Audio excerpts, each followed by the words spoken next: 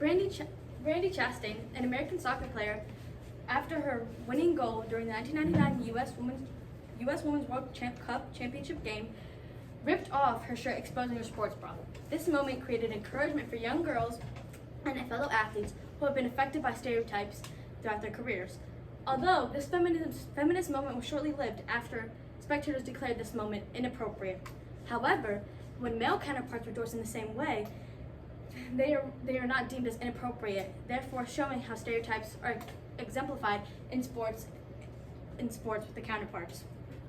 Therefore posing my research question: how do stereotypes negatively affect women and girls who compete in sports? Throughout my research, I've discovered that stereotypes produce overall barriers, produce a mediocre performance, and displace levels of respect for female athletes.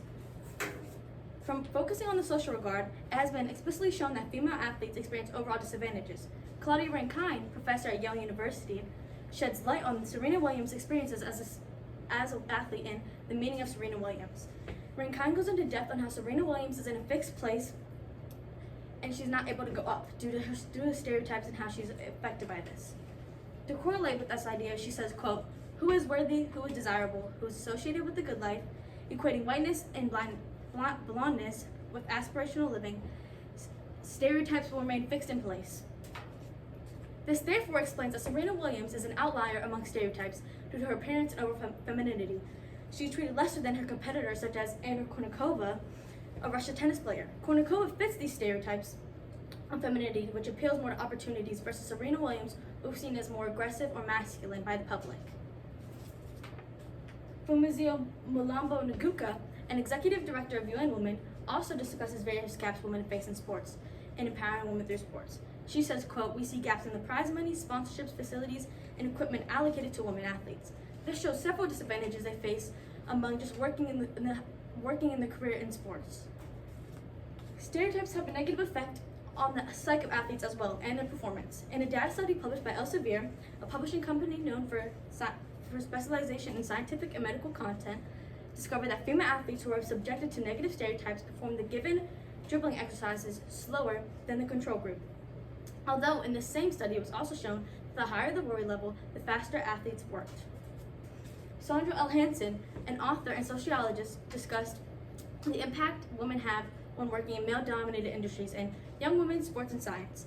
Hansen has expressed, quote, "Young boys and girls are viewed as having similar traits and characteristics, but they are treated differently and given different opportunities, therefore showing girls at a very young age already that they aren't worth as much and leading them to a lower self-esteem at a young age." Rowan Telford, an employee for the University of Canberra in the Centre for Research and Action in Public Health, supports this claim in a data study done in 2016. It was proven that girls ages ranging from 8 to 12 are 19% less active than boys. This stems from lack of encouragement given by parents, coaches, and the media. Women are degraded by the stereotypes, causing peers to lose respect for them. This is also contributed by the impact stereotypes on views and media coverage. Pew Research Center, a known fact tank founded in 2004, has discovered, quote, "About half, 53%, say most people in our society these days look up to men who are manly or masculine. Far fewer, 32%, say society looks up to feminine women." This demonstrates stereotypes' impact on mindsets, such as how role models are typically been manly men, yet female athletes aren't given the chance to be represented in this way because in their careers they're focused more on for their appearance, therefore instead of their skills, and how when they are masculine it is known as wrong. Christina Sina, a journalist with several publications, supports this claim with the radical potential of women in sports. She gives multiple examples of stereotypes that portray female athletes in a negative light, such as, first she goes into depth with Anna Kournikova, who has never won a Grand Slam, yet is one of the most highly endorsed athletes in the world. She exemplifies as someone who can benefit from these stereotypes on femininity, although this then changes the outlook on her competitors such as Serena Williams, therefore degrading them and putting them in a lower place. Although many stereotypes are not as harmful as depicted. In Football, It's a Man's Game, Insult and Gender Discourse in the Gender Bowl, written by Jacqueline McDowell, who has several publications on inclusion in sports, and Spencer Schnaffner, an author of Writing as a Punishment in Schools, Courts, and Everyday Life, discuss how women can adapt to their environments. In a study, it was shown that women adjusted to their male counterparts' lingo and mannerisms.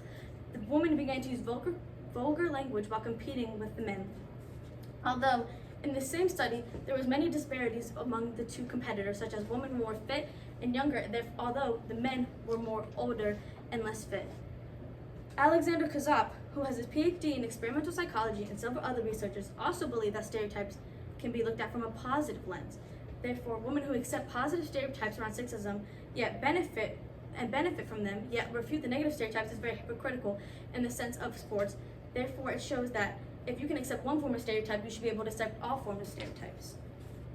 Knowing that foul stereotypes create a hold on girls and women athletes, a possible solution is proposed by Daniel Reynolds, an author of several articles on social issues. He says, educating children on stereotypes can lessen the negative effects stereotypes have. Therefore, children would be more accepting to new normals, and young girls will feel more accepted in sports. However, children may not absorb this lesson, therefore they will continue to make their own ideas, and they will also be affected by their parents' own mindset. Another solution proposed by Sandra L. Hansen is crossing over women into men's sports. By doing this, as Fumizio Malambo Nguku has said, young girls will also feel more confident, therefore wanting to play sports, and by doing this, athletes can also showcase their actual talent in sports instead of being focused on for their femininity and appearance. Although some spectators will still focus on stereotypes in the media and not actually worry about the female's actual performance, and then some media may not even want to cover female athletes due to previous stereotypes. Although, by implementing these solutions, young girls will be more encouraged and want to take the step into breaking stereotypes barriers. Thank you.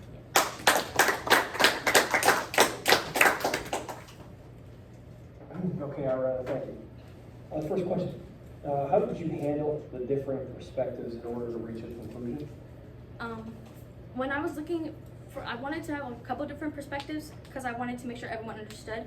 So first I went to look at from athletes' perspectives, which is what I used for the Claudia Rankine piece when she talks about Serena Williams' experiences. I wanted to make sure they understood from her who was being affected by stereotypes, and then I also used Anna Kournikova, who is benefiting from stereotypes, to show off an ongoing debate between how they experience stereotypes, which then gives their perspectives. And then I also looked at it from a young girl's perspective who would be impacted by what they see through the media and by what they see through Claudia Rankine or by Serena Williams and what they go through. Great, thank you. The second question, what might be the real world implication and consequences of your findings, and what are the implications to the research community? I think some real world implications or limitations and implications would be how society is in general, overall. For my solutions, I think it would especially be important within kids because kids' minds are very moldable with their parents and things like that, as discussed by Daniel Reynolds, who discussed the impact children have and how girls are less confident. I think that will continue to happen, and that's a limitation that can happen, but also if the solutions were to be in the real world, I think it can also benefit to show young girls in the media when they go on social media or Instagram to see more people that may look like them and see, oh, that could be me or this could be me, and I think that could be really beneficial for young girls. Yeah. Great.